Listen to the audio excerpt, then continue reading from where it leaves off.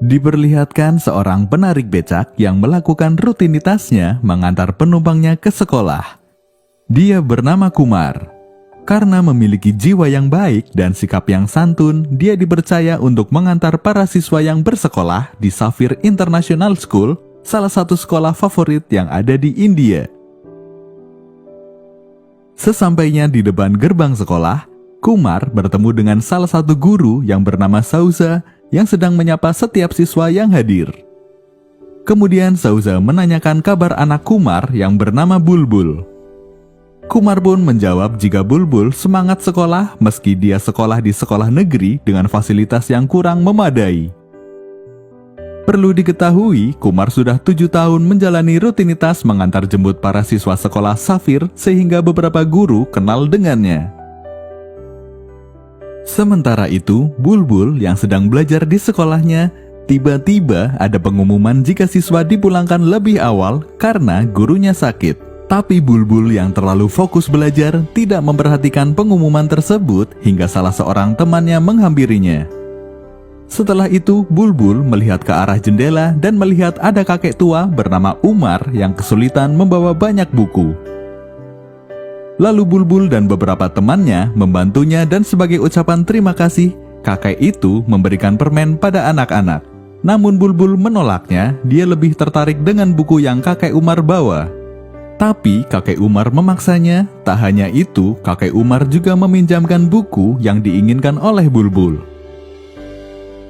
Di tempat lain, ibu Bulbul yang bernama Radhika sedang bekerja di sebuah pabrik panci. Di tengah kesibukannya bekerja, Radhika mendengar suara bel berbunyi tanda waktu pulang sekolah. Dia pun bergegas untuk pergi menjemput Bulbul. Namun, supervisornya melarang Radhika pergi dan mengancam akan memotong gajinya. Tapi Radhika tampak tidak peduli dan lebih mementingkan anaknya dibanding pekerjaannya. Ketika dia mau pergi, ternyata Bulbul sudah berada di depan pabrik. Bulbul mengatakan jika sekolah dipulangkan lebih awal, sehingga dia menghampiri ibunya. Sementara itu, Kumar terlihat sedang beristirahat di pangkalan becak. Namun baru saja beristirahat, dia langsung ditagih uang sewa oleh Pandeyji, sang pemilik pangkalan. Tapi Kumar belum memiliki uang untuk bayar sewa. Selanjutnya, pada keesokan harinya, Kumar pergi menarik becak tanpa pamit yang membuat heran Radhika. Di tengah keheranan itu, tiba-tiba Radhika sakit. Oleh karena itu, Bulbul menyarankan agar ibunya istirahat saja di rumah. Selanjutnya, agar gaji ibunya tidak dipotong, maka Bulbul berinisiatif menggantikan ibunya bekerja untuk sementara waktu. Kemudian saat Kumar pulang ke rumah dan tahu jika Bulbul bolos sekolah untuk bekerja di pabrik panci, seketika itu dia langsung marah karena tak sepantasnya seorang anak bekerja dan tugas utama seorang anak adalah belajar. Selain itu, Kumar sangat ingin anaknya dapat hidup dengan layak dan tidak mewarisi kemiskinan darinya, sehingga pertengkaran antara Kumar dan Radhika terjadi karena saling mempertahankan argumen. Walaupun akhirnya dapat mereka redam sendiri. Pada hari berikutnya, Kumar seperti biasa menjemput para siswa sekolah Safir dari sekolah. Kemudian beberapa siswa tersebut membuang buku mereka. Bahkan ada pula yang membuang buku beserta tasnya. Kumar yang merasa aneh pun bertanya pada siswa tersebut, dan siswa tersebut mengatakan jika buku itu sudah tidak diperlukan lagi. Kumar lalu meminta izin pada Bu Sauza untuk mengambil buku-buku itu, serta membawanya pulang untuk dipelajari oleh Bulbul. Sesampainya di rumah, Kumar memberikan buku dan tas tersebut pada Bulbul. Tapi ternyata kurikulum yang digunakan oleh sekolah Safir berbeda dengan sekolah Bulbul. Agar ayahnya tidak kecewa, Bulbul mengatakan tetap akan mempelajarinya. Tak hanya memberikan buku untuk Bulbul, Kumar juga membelikan sebuah sari untuk istrinya sebagai permintaan maaf karena pertengkaran tempo hari. Selanjutnya, karena setiap hari pulang pergi ke sekolah Safir, Kumar akhirnya tertarik untuk menyekolahkan anaknya tersebut. Akhirnya, pada suatu hari Kumar menemui Pandeyji untuk meminjam uang agar dia dapat menyekolahkan Bulbul ke sekolah Safir. Namun Pandeji menolaknya karena itu mustahil dilakukan karena akan memerlukan biaya yang sangat besar, sementara kondisi ekonomi Kumar masih kekurangan. Setelah itu Kumar melanjutkan pekerjaannya menarik becak dan saat mengantar penumpang terakhirnya, dia menemukan dompet di bangku becaknya.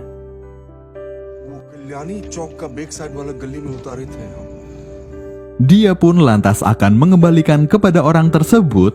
Namun sesampainya di sana, Kumar tidak menemukan orang yang dimaksud, dia malah kembali mendapat orderan dari orang lain. Akhirnya setelah mengantar penumpang itu, dia pulang. Istrinya beranggapan jika itu adalah pemberian dari Tuhan dan tidak usah dikembalikan.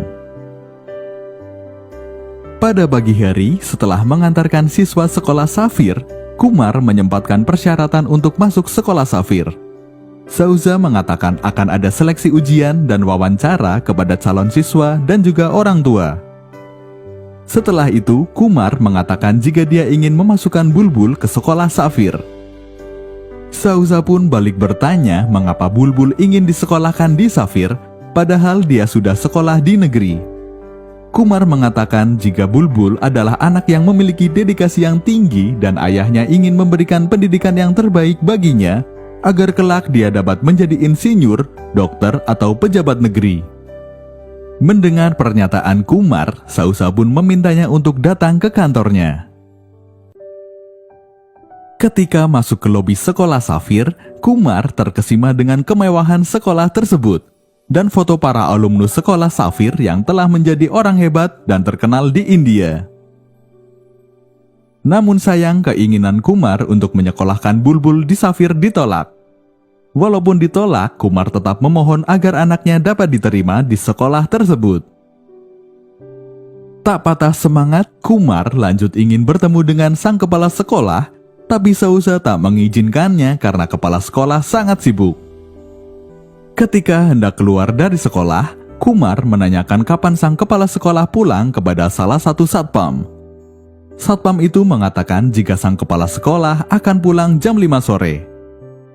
Kumar lalu bergegas menjemput Bulbul dari sekolahnya. Setelah itu langsung membeli seragam sekolah Safir, kemudian kembali ke sekolah Safir dengan harapan dapat bertemu dengan kepala sekolah. Sesampainya di sekolah, hujan turun hingga mereka basah kuyup. Tapi itu terobati karena mereka berhasil bertemu kepala sekolah untuk menyatakan keinginannya masuk sekolah Safir. Pada awalnya, kepala sekolah ragu ketika melihat kondisi mereka, namun akhirnya sang kepala sekolah mau menemui mereka di kantor esok hari. Pada pagi harinya, Bulbul menjalani seleksi dan wawancara di sekolah Safir dan berhasil menyelesaikan dengan baik dan hasil yang maksimal. Tak hanya Bulbul yang diwawancarai, namun Kumar dan Radhika juga ikut diwawancarai. Mereka berjanji akan bekerja keras dan membayar semua biaya pendidikan anak mereka. Setelah semua proses seleksi diselesaikan dengan baik, maka sang kepala sekolah memutuskan Bulbul diterima di Safir. Diterimanya Bulbul di Safir membuat Kumar sangat senang. Tapi di sisi lain, Radhika khawatir tidak bisa membiayai pendidikan anaknya di sekolah itu karena mahalnya biaya pendidikan di sekolah tersebut.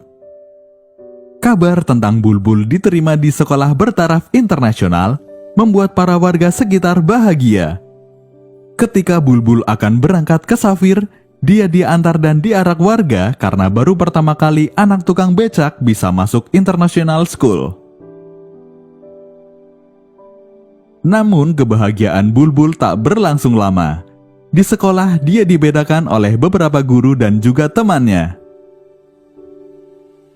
Tapi ibunya mencoba menyemangatinya agar tidak berkecil hati dan terus berusaha. Setelah itu Kumar dan Radhika terus bekerja ekstra untuk membiayai pendidikan anaknya. Selain itu, Bulbul juga tahu diri dan terus belajar untuk memperoleh prestasi di sekolah. Bahkan dia dapat mengerjakan soal yang sangat sulit hingga teman-temannya datang untuk mengajaknya belajar bersama. Selanjutnya, ketika akan berangkat ke sekolah, ada orang tua siswa yang keberatan jika anaknya duduk berdekatan dengan Bulbul. Akhirnya, Bulbul memilih jalan kaki. Karena hal itu, Kumar merasa kasihan pada Bulbul. Kemudian Kumar menemui temannya yang berprofesi sebagai pencuri untuk membeli sepeda. Beberapa hari telah berlalu, Kumar kembali ke Safir untuk melunasi biaya sekolah Bulbul, tapi ternyata masih ada biaya program intensif untuk persiapan ujian CBSE, sedangkan uangnya telah habis untuk membayar biaya rutin. Kumar yang bingung dan ingin sekali membiayai pendidikan anaknya, lalu mengambil jalan pintas dengan mencuri tas milik pelanggannya dan menjual hasil curiannya pada Pandeji, karena selain sebagai pemilik pangkalan, dia juga merupakan penadah hasil curian. Selanjutnya, uang curian tersebut dia gunakan untuk membayar program intensif. Pada awalnya, Bulbul menolak ikut program tersebut, tapi ayahnya memaksa. Tak hanya itu, ayahnya juga melakukan pengaturan agar Bulbul lulus ujian CBSE dengan akuntan sekolah karena khawatir Bulbul tidak lulus karena kemampuan bahasa Inggrisnya sangat lemah. Tapi Bulbul menolak menerima bantuan dari siapapun saat ujian. Mengetahui ayahnya melakukan pengaturan ujian, Bulbul pun marah dan menangis karena dia tak ingin berbuat curang walaupun kemampuannya terbatas.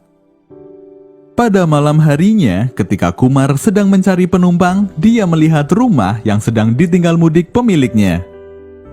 Lalu dia berhenti sejenak dan tiba-tiba pikiran jahatnya kembali muncul. Dia berniat mencuri di rumah tersebut.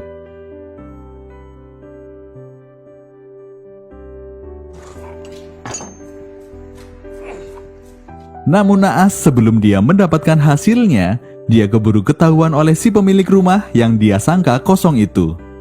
Dan pemilik rumah itu berteriak hingga para warga berdatangan dan menangkapnya. Kumar pun akhirnya dipenjara. Namun saat polisi akan melakukan interogasi, Kumar hanya diam layaknya orang bisu. Bahkan pukulan dan tendangan juga tak mampu membuat Kumar berbicara untuk mengungkap identitasnya dan motif dia mencuri, sehingga dia dikenal sebagai tersangka tanpa nama.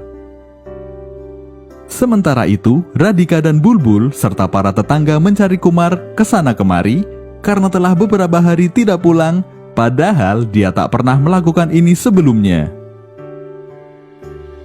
Selanjutnya, datang komandan polisi baru bernama Inspektur SP Anan. Ketika dia sedang memeriksa berkas perkara, dia langsung tertuju pada kasus tanpa nama. Dia lalu memerintahkan pada personilnya agar membawa tersangka tersebut menghadapnya, namun dia tetap tak mau bicara. Tapi dalam alat bukti surat terdapat kwitansi dari Safir dengan nama Bulbul Kumar. Berbekal petunjuk tersebut, SP segera menuju Safir untuk meminta informasi Bulbul Kumar. Setelah itu, SP menuju rumah Bulbul yang ada di pemukiman kumuh. Di sana, SP mendapat informasi dari Radhika kalau Kumar sudah 8 hari tidak pulang tanpa kabar dan semua orang khawatir dengannya.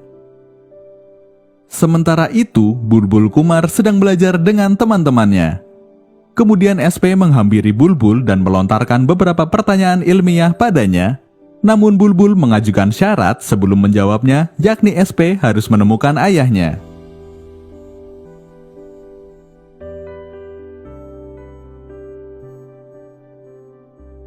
SP pun berjanji akan segera menemukan ayahnya. SP juga meminta pada Bulbul agar tetap fokus belajar dan ujian CBSE.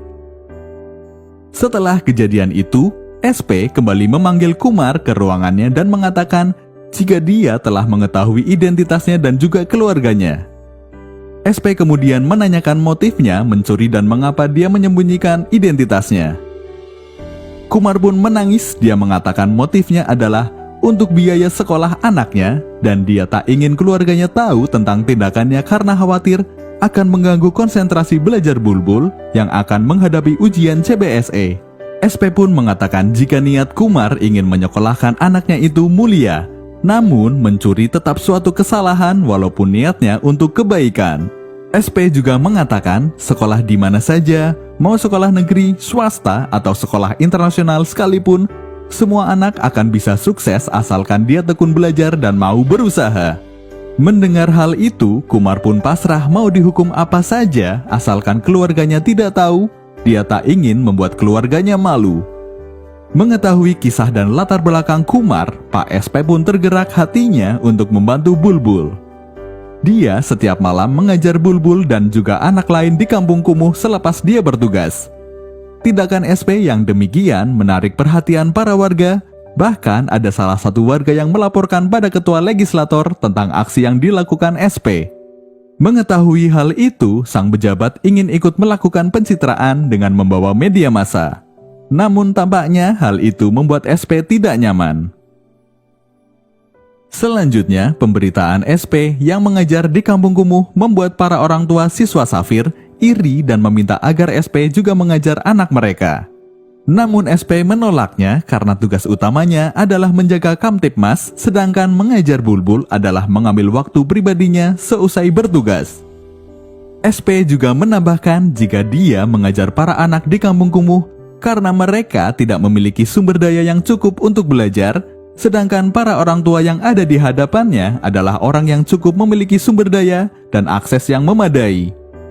Jawaban SP yang demikian membuat salah satu orang tua siswa tidak senang. Dia lalu melaporkan SP kepada Kepala Polisi Pusat dan meminta agar SP dimutasi.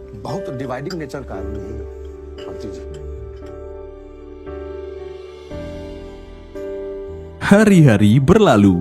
Kini persidangan kasus Kumar dilaksanakan. Tampak Radhika dan Bulbul serta Pandeji datang ke pengadilan. Kumar pun kaget melihat kedatangan anak dan istrinya. Ternyata Pak SP telah memberitahu keluarga Kumar. Dia beranggapan jika tidak ada keterjelasan tentang nasib Kumar, dikhawatirkan dapat mengganggu konsentrasi Bulbul, padahal ujian semakin dekat. Dalam persidangan itu, Kumar dinyatakan bersalah telah melakukan tindak pidana pencurian dan divonis 3 tahun penjara. Setelah menghadiri persidangan, Bulbul dan Radhika pulang. Sesampainya di rumah, Bulbul malu dan langsung masuk rumah. Melihat hal itu, kakek Usman segera menarik Bulbul dan memintanya belajar untuk menghadapi ujian CBSE. Kabar mengenai Bulbul, anak pencuri pun viral di Safir. Para orang tua siswa mendesak agar Bulbul dibatalkan untuk ikut ujian. Mereka juga mengundang media agar semakin viral. Setelah kejadian itu, Bulbul dan Radhika membesuk Kumar di penjara. Bulbul mengatakan jika dia dibatalkan ikut ujian CBSE karena status ayahnya. Mendengar hal itu, Kumar pun sangat menyesal. Tapi Bulbul menghibur ayahnya jika apa yang dilakukannya demi kemajuan putranya, dan Bulbul tidak peduli apa kata orang, yang jelas Kumar adalah ayah terbaik. Sementara itu, di sekolah, para dewan sekolah menggelar rapat mengenai nasib Bulbul. Dalam rapat itu, beberapa dewan mengatakan jika Bulbul tak boleh ikut ujian. Akhirnya, sang kepala sekolah memanggil Bulbul dan mengatakan jika dia tak bisa ikut ujian. Bulbul pun membela diri dengan mengatakan jika ayahnya telah dihukum untuk mempertanggungjawabkan perbuatannya, namun mengapa dirinya juga ikut dihukum? Walaupun ayahnya mencuri, tapi dia selalu jujur dalam sekolah dan ujian. Dia juga memperoleh hasil yang maksimal dalam ujian. Selanjutnya, Bulbul memohon agar dia diizinkan ikut ujian. Dia juga berjanji akan mengharumkan sekolah Safir. Kepala sekolah yang iba lalu mengizinkan Bulbul untuk ikut ujian. Beberapa waktu kemudian, ujian pun dilaksanakan dan Bulbul dapat mengikutinya dengan baik dan berhasil lulus dalam ujian tersebut. Para warga sangat senang dengan hasil tersebut. Mereka semua bersorak dan berpesta. Kesenangan juga dirasakan Kumar yang masih di penjara. Dia membagikan manisan untuk merayakan keberhasilan putranya. Seperti itulah kisah perjuangan tukang becak yang ingin menyekolahkan anaknya di sekolah yang bertaraf internasional. Penjelajah irama hidup alam semesta, berjuta-juta kisah datang menerka. Memori tersimpan sampai tua, sebagai senjata meruntuhkan lara.